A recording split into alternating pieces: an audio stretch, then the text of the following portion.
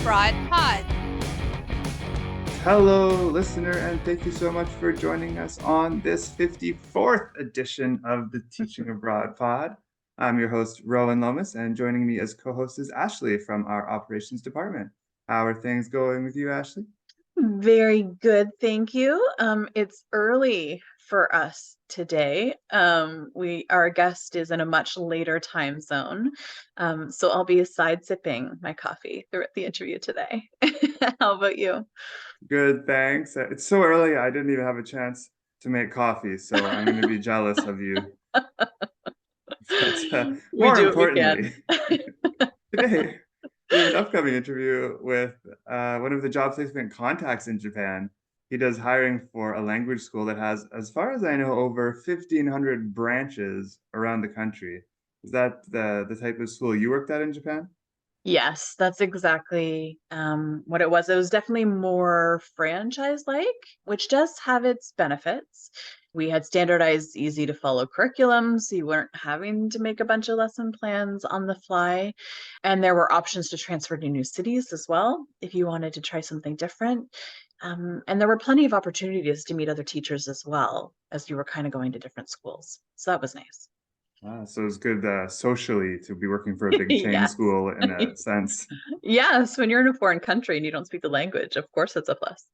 I also heard that at these types of schools, teachers typically work at different sites on different days. Was it like that for you? And if so, how did you travel to your work sites? Was it fairly easy to navigate the transit system? Yeah, so I did have more than one branch. When I first started, I was mainly in my primary branch for the first little bit, and then I started traveling. I want to say that it's been a while, but it was two or three other branches that I went to as well. I was living in Nagoya. So, I mean, Nagoya is the fourth biggest city in Japan, so it's not hugely massive, not like Tokyo. So there were only four main subway lines. So Only four. only four, but it was pretty easy to navigate. Like one of them just goes in a circle. So I mean, it doesn't seem as bad. And most of the stations as well, there's only one or two lines that go to each station. So it's not super overwhelming. And every line is on its own floor. So you're not confusing about which side of the platform you have to be on. Well, I guess it's a little bit. But if you get on the subway and you're going the wrong way, it's super easy to just jump back off and walk to the opposite side of the platform to go back the way that you needed to go. And the trains are so quick that it doesn't feel like it's taking a long time, and it doesn't waste a lot of time to correct yourself either if you're not where you should be. And the subways in Japan are so orderly. The trains always stop in the exact same place, so they have these little markers on the ground where you can stand and line up for the doors, and everyone is super polite. Like there's no talking, like, well, there's a little talking, but I mean no one's loud on the trains. It's very different from trying to catch a subway in Hmm. North America. Is it like the doors open and the people going out go out the middle and the people who are Yeah, going you in just are waiting at wait. the Yeah, side? it's very organized. It's a whole thing. You wouldn't find So, that here by any means.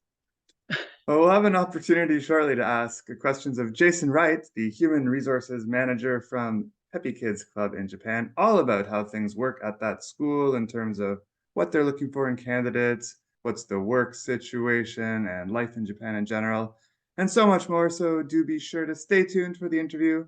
But first, a word from our sponsor.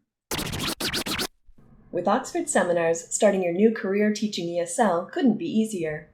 Oxford Seminars has trained more than 70,000 teachers over the past 30 years, and you could be next. Our comprehensive 120-hour program starts with live instruction from an experienced ESL teacher, followed by convenient online modules. If your goal is to relocate overseas or even teach from the comfort of your own home, Oxford Seminars' renowned lifetime job placement service will get you where you want to be. Right now, you can get $50 off your Oxford Seminars TESOL TEFL course price when paying in full by calling 1-888-225-2480 and giving the code TEACHINGABROADPOD. Visit oxfordseminars.com today to find out more. Welcome back, listener. We are very excited to be joined today by Jason Wright, the Human Resources Manager for Peppy Kids Club in Japan. Jason has a degree in history from Simon Fraser University and has been teaching and working in Japan for over 25 years with Peppy Kids Club since way back in 1997 and out of the head office since 2000. Thanks for joining us on the pod, Jason. Thank you for having me. Our pleasure. Jason, what brought you to Japan in the first place, and how did you end up in a management role with a Japanese language school? Well, when I first chose to come to Japan, I had finished my degree. I was looking at teaching professionally. And in Canada, you complete your degree and then you need to go through a year's teacher's training. And to get into the teacher's training program was quite competitive. Usually a lot of people get practical experience before applying to give them a better chance to get in. So I saw teaching in Japan as kind of a way to do that. Some family members have suggested, teaching in Japan might be a good idea. Everybody talks about it. It sounds like a great adventure. You're young, you've just finished school, you don't have any attachments like a home or a spouse or anything like that. So why not see the world and get paid for it? So that was really kind of the initial interest. And then, I told my parents at the airport, I'll be a year or two. And those are famous last words. Yeah, famous last words. And surprisingly, my life just kind of unfolded here. So it's kind of wasn't my original plan to be here, but it's certainly been a great place to end up. So what types of jobs are you hiring for and where are they located? Okay, well, Peppy Kids Club is what's known as an eikaiwa, or like a private English provider. So we work in the private sector. So our children generally come to us after school for additional English language instruction. That's what we primarily do. And we're nationwide. So we have a presence in pretty much every prefecture. And A little location. Curious in terms of the cities. I know some certain locations may be harder to get than others. If people are saying, I really want Tokyo or I really want Okinawa, what should they know in advance?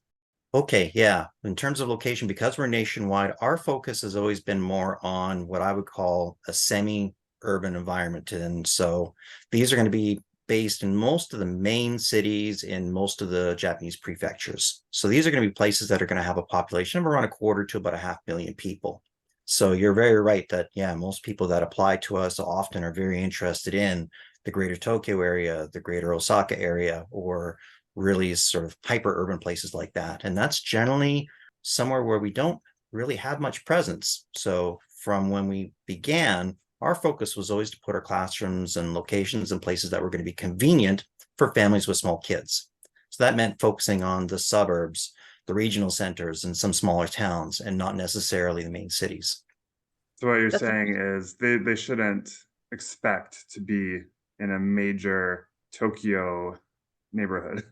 Yeah, that's just not what we do. So we actually don't have any classrooms in the 23 wards of Tokyo at all. And as you could imagine, anything that's close to Tokyo is very popular. And generally in places like that, we don't see as much turnover as we do in other places. Fair enough. Thank you. When are typical start dates? Okay, well, because we're private sector, we hire throughout the year. So we don't have a designated hiring season like those that work in the public sector, like within actual public elementary or junior high schools. So for us, we have usually 11 intakes each year, usually one a month, with the exception of July and December. So generally we see staff start and finish their employment with us every month. But typically the spring is usually the busiest. So the first quarter of the year, so January through April, is often the busiest, as that's the job season here as well. So we tend to see a lot of staff movement around that time. And what would you say you're looking to see from a candidate in terms of what they need to show you in order to be successful in their interview to get that higher offer? Okay, so to be successful with us, because we're private sector, you need to have a customer service focus. So that's important. A desire to work with children, especially young children, is important too. So you have to really enjoy that, because kids are unpredictable and they're going to do different things. And because we're private sector, we're not sort of your typical classroom environment where it's going to be a teacher at the front, students in desks, chairs, rows, and sort of lecturing, so to speak. We're much more of an after-school activity for them. So we're going to have songs, dances, games, activities for them to do and use it in an English environment. So to be a successful teacher, you need to really show that you're interested, enthusiastic, and willing to just let your hair down and be silly. It's very true. What would you say is the age range of your students and the typical class sizes? Okay, age range of students are going to be from as young as 2.5 years old all the way through to about 15 or 16. Most classes are going to be broken down into fairly narrow age groups, like 2.5 to 4, 4 to 6, 8 to 10, that kind of thing. And in terms of class size, we'll see anywhere from 1 to 15 children per class, but usually an average of probably 6 to 10 children.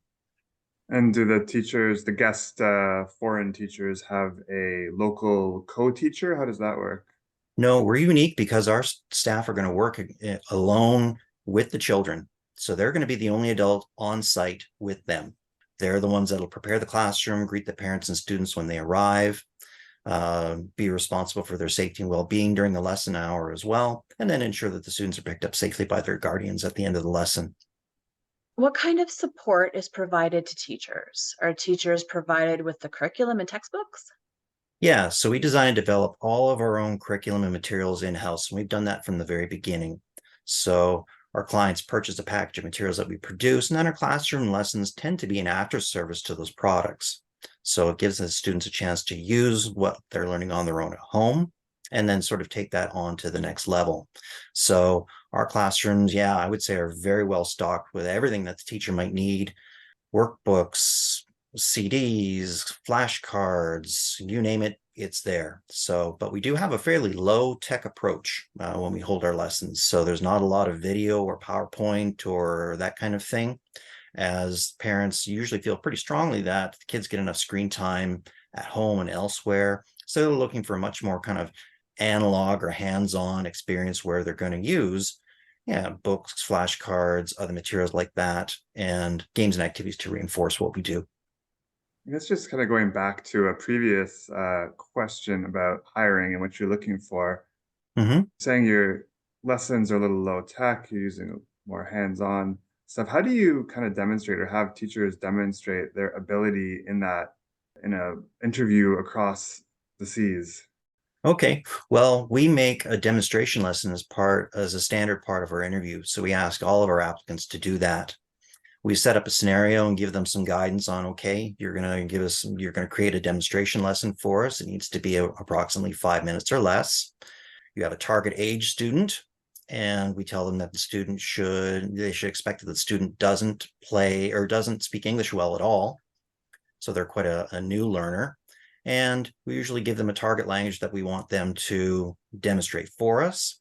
And then we tell them, okay, you can choose the vocabulary that you want to use with the target language. And we usually want them to do some sort of activity using the target language. And we like to have them include some sort of song or dance activity as well, because those are typically things that we do in the classroom too. So it's more about demonstrating their knowledge and their personality, their energy, things like that, and their technical skills. You're not caring so much how they're using a whiteboard via whatever platform as much as the content. That's right. So for us, because we take a low tech approach in our classrooms, the teacher's personality and how they carry themselves is really the most important thing. So they've got to kind of lead from the front in terms of energy, enthusiasm, and sort of if you're not really into it, the students are going to be not so into it as well. Makes sense. And in terms of teachers' schedule, how does that work? What's a typical teacher's schedule? Do they work at multiple sites? How does all of that work? Okay, so teachers will work a set number of days each month, usually between 18 and 20, as this is a salaried position, so they're paid based on the number of days worked. We'll issue them a detailed schedule that they get at the start of the month, so it tells them very clearly what to expect on any given day, whether it's a work day, off. If it's a work day, where are you going to go and teach? How many lessons to teach? What are the start times of the lessons? The associated curriculum levels. So it gives them an idea of what age range of students they're going to see as well. So they have a pretty good idea of what they're getting into on a particular day. And typically when we hire a foreign teacher, they're going to rotate through 3 or 4 different locations over the course of a month. And they typically spend 1 week at each location. So for each day of the week, you only go to one place. So on Tuesday, you go to location A, and then you'll probably be there for the remainder of that same work week. The following week, you go to location B, the following week, location C, the following week, location D, and then you go through your rotation again. While you only see any one particular student approximately an hour a month, you are going to see the same students consistently from month to month. Interesting. All right. And what about the hours per day? Is it kind of Hours. like a 9 to 6 or a 2 to It's 10? It's going to be a bit different. So because we're private sector and outside the public schools, our lessons are usually going to take place in the afternoons and evenings. Usually lessons take place between 3:45 and 8:30. So when you factor in commuting, preparation time, cleanup, and so on, I usually suggest teachers be prepared that while you're only might be teaching maybe 4 hours for a particular day, your door-to-door time is probably going to be 8 or 9 hours, like a typical full-time job. So you're going to need to leave your home, travel probably between 45 and 80 minutes to get to your location, prepare to teach your lessons, greet the parents and students, teach to the best of your ability, tidy up afterwards. And then at that point, you close up the classroom and then begin your transport home. So probably 1 to 10 or 2 to 11 p.m. is probably a pretty good rule of thumb, I think. There's some days where it might be slightly longer, slightly shorter, but for a rule of thumb, yeah, 1 to 10, 2 to 11 is probably about right. And basically, travel time is part of the salary, so no one should expect to be paid transportation costs or anything like that. Well, we reimburse transportation costs, so that's commonplace in Japan. So most employers are going to reimburse the teacher for their commuting. Teachers are reimbursed for a full round trip each day using public transit to get to their locations. So, That's nice. but yeah, the time is included, or time is something that they need to factor in. Can you recommend any great sites to see while living in Japan? Oh, we could be here all night talking about great places to go.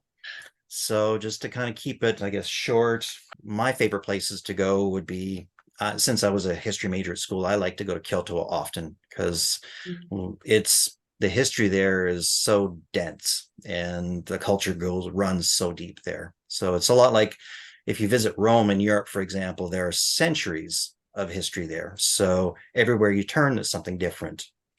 Some of my other favorite places, there's a place in Nagano Prefecture, which is in the mountains, and there's a place called Jigokudani, and it's famous there because it's an outdoor sort of monkey park. Japanese macaques are there, and they literally come down from the hills and they literally soak in the natural hot springs. Wow. Some of my earliest memories of Japan were reading National Geographic and seeing these macaques. Is it safe to say you could take a hot spring bath with a monkey? You could, and there's actually some places nearby that advertise, yeah, you never know, they might come on down. But yeah, it was really unique to go there. And probably the other place that I've really enjoyed in the last couple of years, I did what's called the Shimanami Kaido, which is a famous cycling trip. People can, from near Hiroshima, you can cycle across a chain of islands, about 5 or 6 different islands, to get to the island of Shikoku, and the scenery was breathtaking. Large suspension bridges, you're riding your bicycle through orange groves, and even if you're not a serious cyclist, it's incredible. What about best foods and drinks to try? Are there any restaurants newcomers to Japan really have to check out? Well, I think to be in Japan, if you're coming from the West, be brave is probably the best advice I can give you. So probably it's best not to ask what it is, but just try it first and then find out afterwards. In terms of food and things, there's something called azuki, which I like a lot, but it's kind of an acquired taste here. Yeah, it's like kind of like a sweet red bean paste, and I like it, but some people don't really care for the texture. They might say it's kind of gritty. Yeah, you'd be surprised. I've tried all kinds of interesting, neat, and sometimes crazy things like blowfish or fugu, for example. All kinds of different seafood. There's something called natto, which is like fermented beans. My mother-in-law likes to pick wild vegetables and plants, so we often have those when they're in season. And sometimes when you're at the local festivals in the smaller towns, they'll have sort of local delicacies to try, things like crickets, or you'd be surprised. But fruits and vegetables are always really neat here. The Japanese take so much care in what they do. I mentioned riding through these orange groves, and Japanese oranges are always so popular. Literally, you see all kinds of anime people sit around the hot table eating oranges over the New Year's break and throughout the winter. You have one, you just can't stop. So you eat the whole box before you know it. Um, Just oh, one sorry, go more ahead. on the subject of food. Sorry, Ashley. I'm No, it's all curious good. about blowfish. Do you think it's worth like going out of your way to find it? I know there's like a bit of a risk factor, but is Mm. the taste so good? It's something you really should be trying. It was a unique experience, but in terms of, I guess, pure taste, I found when they serve it raw, obviously anywhere you would get that kind of thing here, the chef and the restaurant have to be licensed. So to say that it's gonna be a dangerous experience, I think the risk to you is extremely low because they have to be licensed and so on to do that. But usually when they serve it like sashimi style, where it's raw, it's sliced very, very thin. Yeah, some people say it's got a different taste, but I didn't notice. For me, it was good, but I didn't think it was. There were other types of sashimi that I'd say I liked a lot better. So, It's fish, but basically. yeah, but it's one of those things where you can say, yeah, I tried it, and thankfully I didn't end up like Homer Simpson. How important do you think it is that teachers get TEFL training before teaching abroad? Well, for us, because we design and develop our own curriculum, a TEFL certification is good for experience and background. So I would say I would encourage anybody to take a TEFL course, as I think it's going to provide you with a good look into what the education industry is like. And it also is going to teach you some useful skills. So because each employer is probably going to operate a little bit differently, they may have different ways, but at least it gives the learner, or gives the teacher, I should say, a good grounding in skills, strategies, and think of it from both sides. I'm the teacher. How's the student going to react? And I think all those things really add up to a good end experience, which I think is the most important part. Awesome. Well, before we let you go, I do want to kind of circle back to the introduction and where you told us rather that you'd been there over 25 years now. So I guess it would be fair to say it is possible to make a career out of teaching English in Japan. But I guess apart from you, like what is the opportunity for professional development and growth in that sector in Japan? Well, that'll vary, of course, from company to company. Obviously, with our company where we are now, we still hire exclusively from within. So when we're looking to promote from within for a local management position or other things, we always look to our teaching staff first. So if someone is looking at making a career of things, I would say be patient and be willing to try new things, express that interest, then opportunities will come your way. But it's not a case where I'm going to be here 6 months, I'm going to become a manager, and then I'm going to move up the chain. It's rare for those types of opportunities. That might work well with a new company that's getting off the ground. But if you're dealing with one of the larger, more established companies like us, then obviously big company means things move a little slower because of the simple size. Makes a lot of sense. Well, thank you so much, Jason, for taking the time to chat with us. It was awesome having you and hearing all about how things work at Peppy Kids and about life in general in Japan. It was my pleasure to be here. Thank you for having me. Before we go, we do have a little job placement update for those job seekers who may be listening. Yeah, I just wanted to mention that we in job placement do work with a number of language schools in Japan, of course, including Peppy Kids Club. And they tend to have openings throughout the year for contracts ranging from between 12 and 18 months in length. And they'll usually help with finding an apartment or, in some cases, even provide a rent subsidized single occupancy apartment. So that's a nice way to be able to live in Japan without the trouble of coming up with key money or finding a local guarantor and things like that. I should also mention the application and visa process can be quite lengthy for Japan, maybe about 5, 6 months we recommend starting your applications before you want to go. So something to keep in mind. Or we recommend at least, don't be, finishing your course and then thinking you're going to be in Japan next month. Thanks as always for tuning into the Teaching Abroad Pod. We're aiming to release new episodes monthly for the foreseeable future. If you enjoyed this episode, please be sure to like, subscribe, and share with your friends. Remember, you can find us on YouTube, Spotify, and your podcasting app of choice. If you have any great ideas you'd like to see in an upcoming episode, feel free to message us on Instagram or send us an email at teachingabroadpod@oxfordseminars.com. Thanks very much. Have a great week. See ya.